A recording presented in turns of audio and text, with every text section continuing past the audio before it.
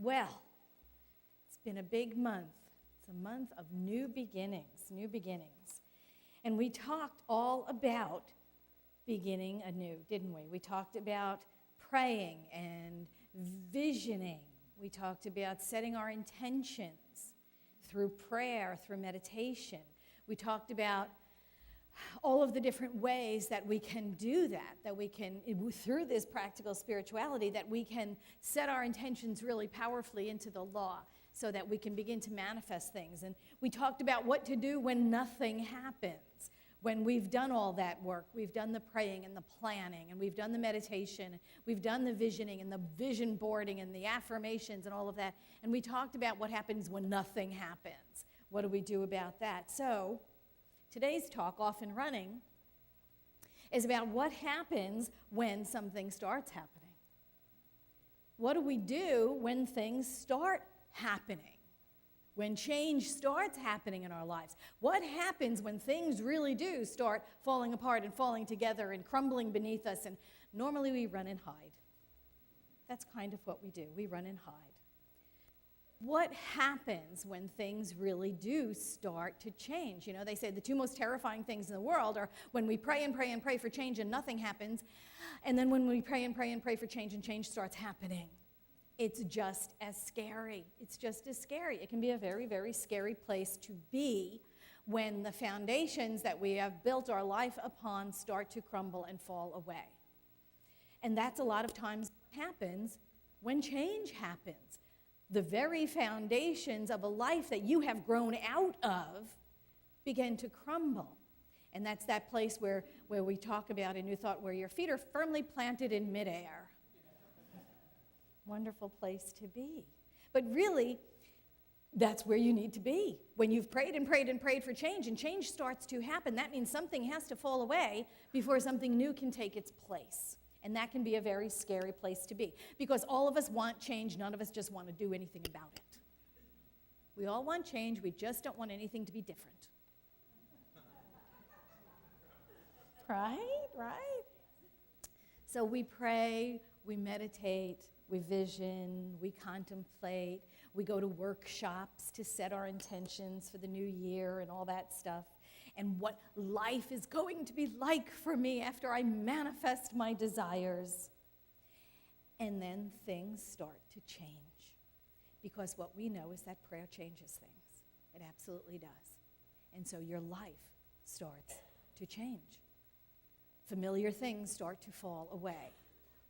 That could be people. That could be places. That could be jobs. Things start to change. And so how do we handle it when things start to fall apart? Because one of the ways we sometimes handle is that we put on the brakes and we just stop right in our tracks, right where we are, and we don't go another inch further. But if we really claim to want what we want and things start to change, we should welcome that change, embrace that chaos, if that's what it looks like.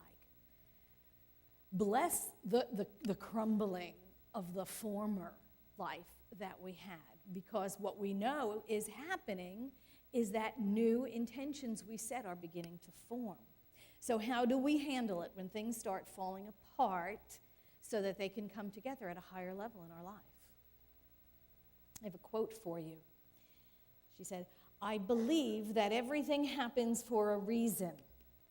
People change so you can learn to let go. Things go wrong so that you can appreciate them when they're right. You believe lies so that eventually you learn to trust yourself. And sometimes good things fall apart so that better things can fall together." That sage and prophet Marilyn Monroe. Wise woman. But stuff happens. Change happens. Things at the level of the effect, things in the physical world are changing all the time. Everything changes around us in the physical world. The physical world is transitory. It comes, it goes. Spirit inhabits form and abandons form all the time. Change is always going on. Buildings are built, buildings are torn down. Nothing stays the same in the physical world. The only thing that is eternal is the energy behind it. The energy behind it.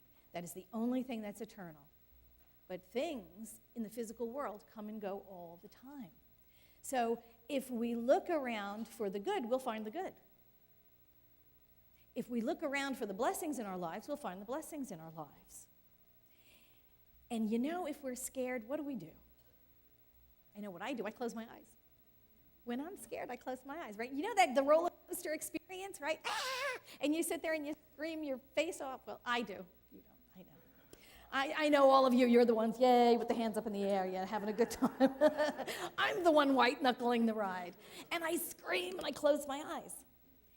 And that's what we do when we're scared a lot of times. We scream, we close our eyes. But if we close our eyes, we miss a lot.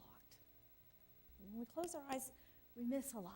So when things start falling apart and we get that feeling, we get that scared feeling, that's the time to keep our eyes open. It's not the time to be scared and to close our eyes and ball up. It's the time to keep our eyes open, keep our hearts open, keep our minds open. Something's changing. Something's happening. Something's better is taking its place. Because when we close our eyes and we stop, we let the fear overtake us, we stay stuck right where we are. And then nothing changes. And the universe just waits on our welcome once again. We just stop. Or we revert back to the habit patterns that built the life that you've already outgrown and you're trying to get out of to begin with. Pema Chodron wrote a great book called When Things Fall Apart. Is that it? When Things Fall Apart. Okay. And this is what she said. She said, most of us do not take these situations as teachings. We automatically hate them. We run like crazy. We use all kinds of ways to escape. All addictions stem from this moment when we meet our own growing edge and we can't stand it. We feel we have to soften it, pat it with something, and we become addicted to whatever it seems will ease the pain. And so this is where we go. We get to that edge, we get to that growing edge, and we can either step out in faith or we retreat back into that place where we are more comfortable. Even if it's too tight, even if it doesn't fit us anymore, even if we've outgrown it, we squeeze ourselves back in there somehow.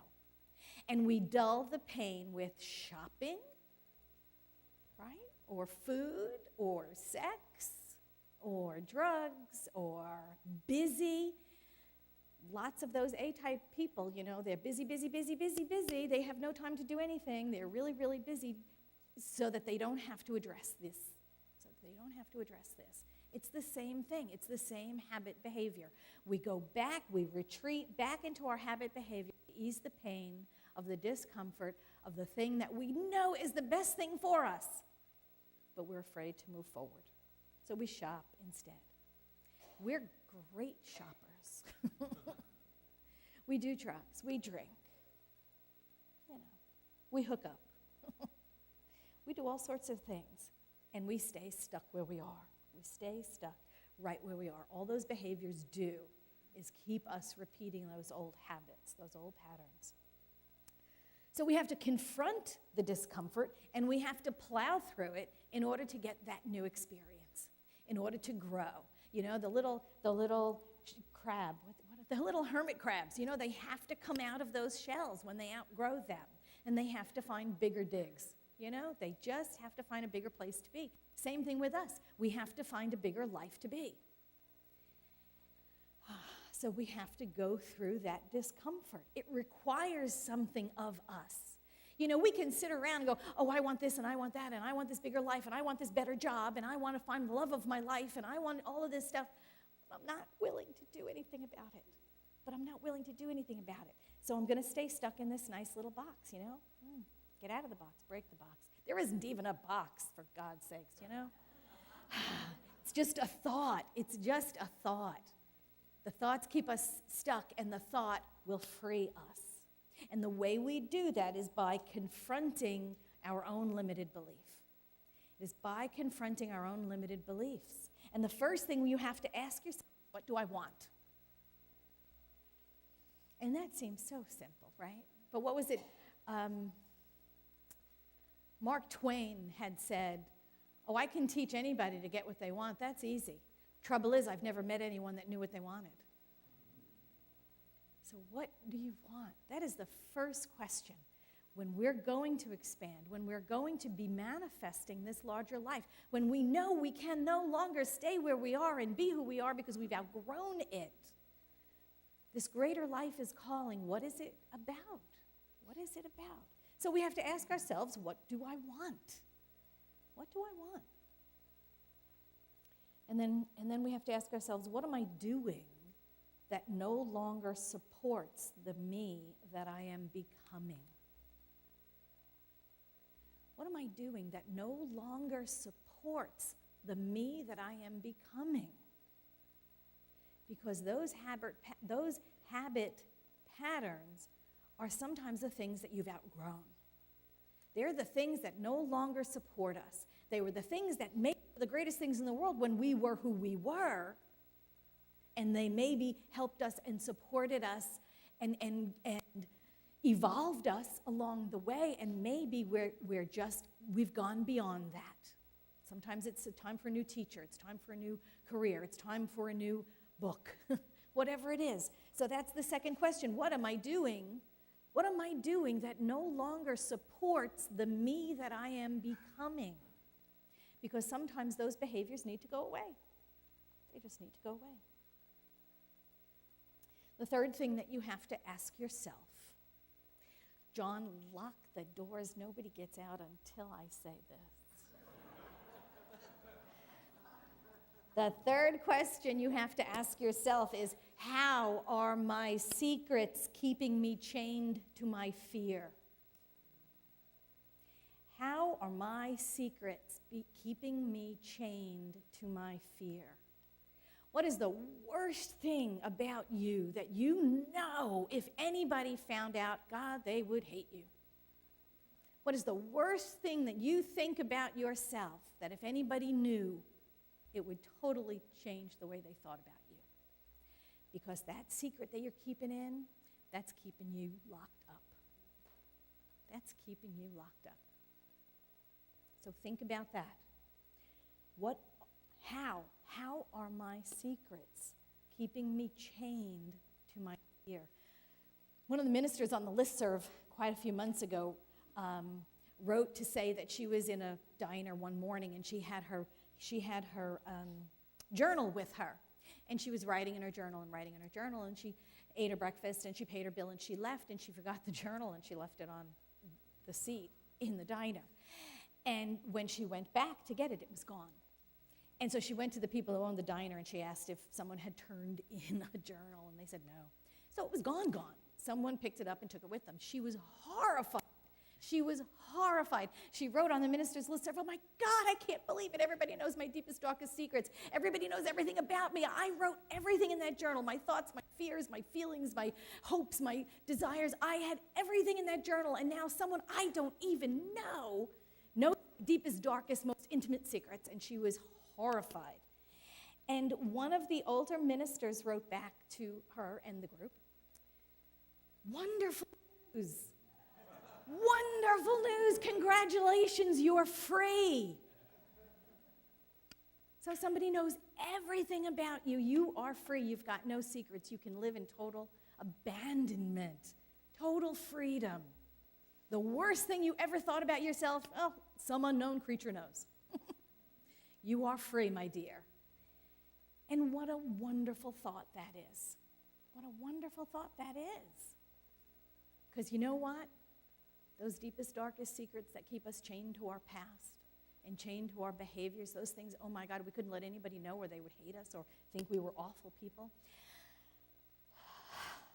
Every single one of us has them. Every single one of us has them. Don't let your secrets chain you to your fear. Next question. What do I need to do differently? What do I need to do differently? And it could be one thing. You know, one of the reasons why our New Year's resolutions don't work is because we make stupid ones. We make these big, gigantic pronouncements just because it happens to be January 1st. It's just a calendar day, just like any other calendar day. It has no meaning other than the meaning we give it. But we make these gigantic pronouncements like, it's January 1st, so I'm going to lose 50 pounds.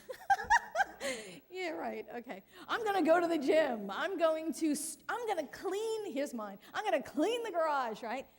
Oh my God, do you hear these things? It's just like, they mean nothing. They're ridiculous. What do I need to do differently? Take smaller bites. Take smaller bites. Do one thing. Someone made her New Year's resolution and said, you know what? I'm going to clean one drawer. I'm just going to clean one drawer out. I have a junk drawer. I'm going to clean the one drawer. That's it. I'm going to just go there in the kitchen. I'm going to clean that one drawer. And that's exactly what happened. And that was her resolution, and she did it, and it's accomplished. Yay! Do you feel you can build on that success? So now tomorrow, I might clean that one. I might actually go clean a box. Take little bites. I'm going to lose 50 pounds? Oh, please. You know when you don't lose 50 pounds by the end of the week, you're just screwed, you know? I mean, then you're sitting there watching TV with the Haagen-Dazs, you know? And it's like, because it didn't happen. No. Okay, so you know what? I'm going to lose a pound. I'm going to lose a pound a month. Well, maybe I'll lose a pound and a half. That I can do. Little bites. Take little bites. Do little things. What am I going to do differently? It's like when we had children, when our kids were little, I remember the preschool teachers used to say to us, don't ask your child to go clean his room. Because he walks into the room and he goes, yeah, it looks clean to me, you know? And off they go to play with something. Because clean your room has no meaning. But what we say is take all the books that are on the floor, put the books up on the bookshelf. Take the little stuffies and put the stuffies up on the stuffed animals on the stuffed shelf. Take your bed sheets and pull them up. Specific goals with specific, words. And then we can do that. We can do that. So what do we do differently? What do I need to do differently? Don't make these big, gigantic, grandiose things. I'm going to be the king of Burundi by next year. I don't even know where Burundi is. Okay, and I'm never going to be a king anyway. So don't make the big, I could be the queen of Burundi. Anyway. But it's about taking bite-sized pieces. Take bite-sized pieces if we're going to change, if you're going to grow. What do I need to do differently? Make it something that's manageable. And the last question, what do I need to be in order to manifest my dreams? What do I need to be? What is life requiring of me to become? Ernest Holmes said, we must become larger if we want to live a larger life. Everything begins in consciousness. So we need to take on a larger idea of who we are. We have got to shed our littleness, and we need to become larger if we're going to be living a larger life. And Pema Chodron, further along in that book, she says this. She said, we think the point is to pass the test or overcome the problem. But the truth is, things don't really get solved. They come together and they fall apart. And they come together again and they fall apart again. And it's just like that. The healing comes from letting there be room for all of this to happen. Room for the grief, room for the relief, room for the mystery, and room for the joy. Because that is what life is. It is that roller coaster ride. There are tremendous highs, and there are lows, and there are areas of lightness, and there are areas of darkness. And it is up to us to choose to go in it with eyes open, and to go in it with hearts open, and to go in loving all of it. Like Byron Katie said, love it, loving what is. Loving what is. We get just as much or just as little as we demand from the universe. Because the energy of the universe is constantly saying yes. So we must have a greater idea of what it is we are demanding. We must be greater in order to co-create a greater experience.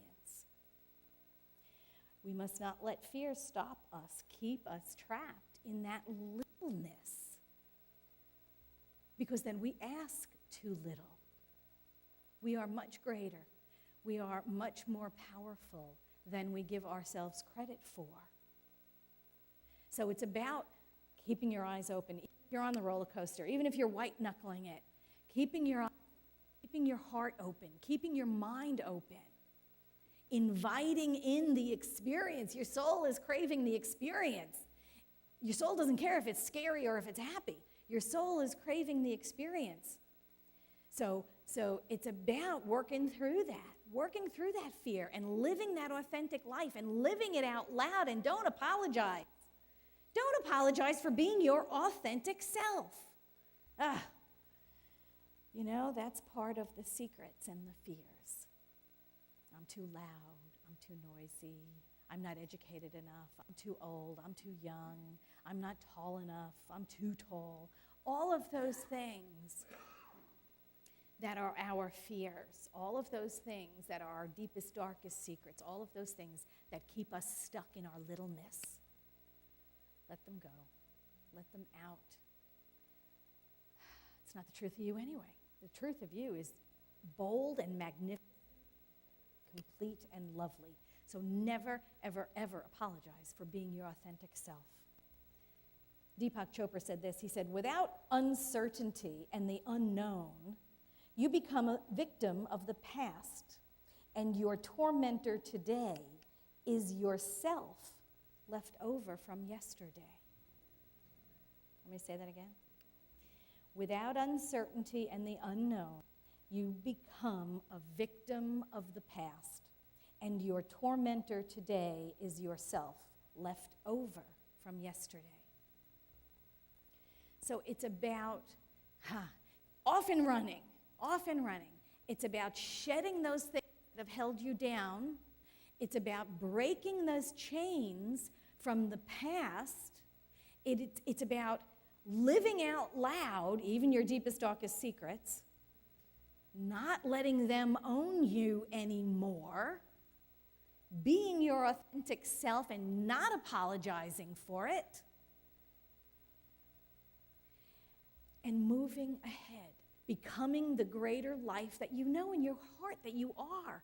You know your soul is calling you to be that, to live out loud, to live that outrageously, to live that brave and bright and bold. Your soul is pushing you and urging you on to live that greater life that it knows you are. It's for us to just lay down the shackles. We're the ones that chained ourselves up to begin with. So it's up to us to lay down the chains, to walk away from the past, to plow through the fear, our boldness, and to live that life that Spirit knows we are. Spirit planted it there itself, that seed of perfection within us. God put it there itself, and it is up to us to let it out and to live from that. Pema Chodron, in her book, she had this story. She said, once there was a young warrior. Her teacher told her that she had to do battle with fear, and she did not want to do that. It was too scary. It seemed unfriendly, but the teacher said she had to do it and gave her instructions for the battle.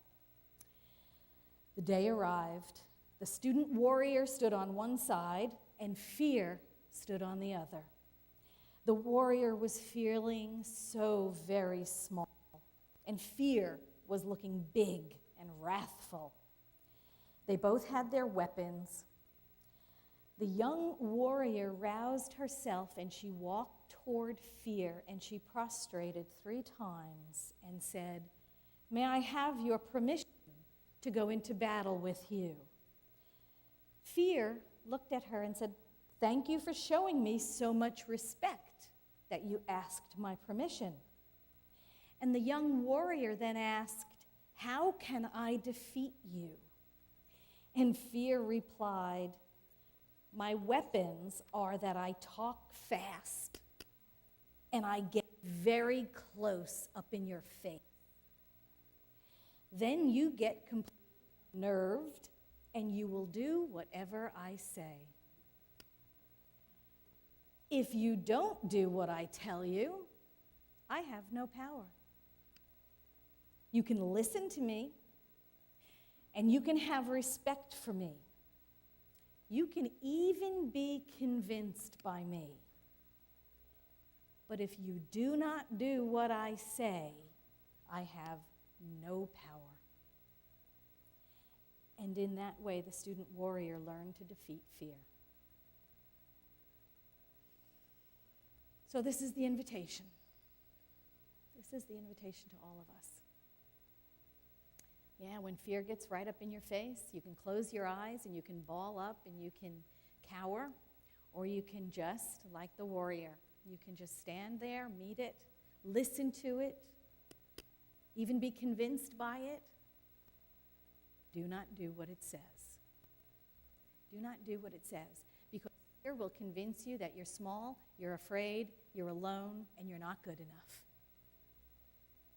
And that seed of perfection that's nestled inside of you, that thing that God put within each and every one of us, that knows the truth of you. That you are bold and brilliant, that you are the eternal life of God's individually formed, that you are ageless, deathless, timeless, and immortal, and that you are bigger and braver and stronger and wiser than anything that you can come up against. Because you are co-creating your life with Spirit by your side, with Spirit walking before you, with Spirit within you. You are co-creating your life. You've got no room for fear. So let's go. Come on, let's get off and running, shall we? Thank you.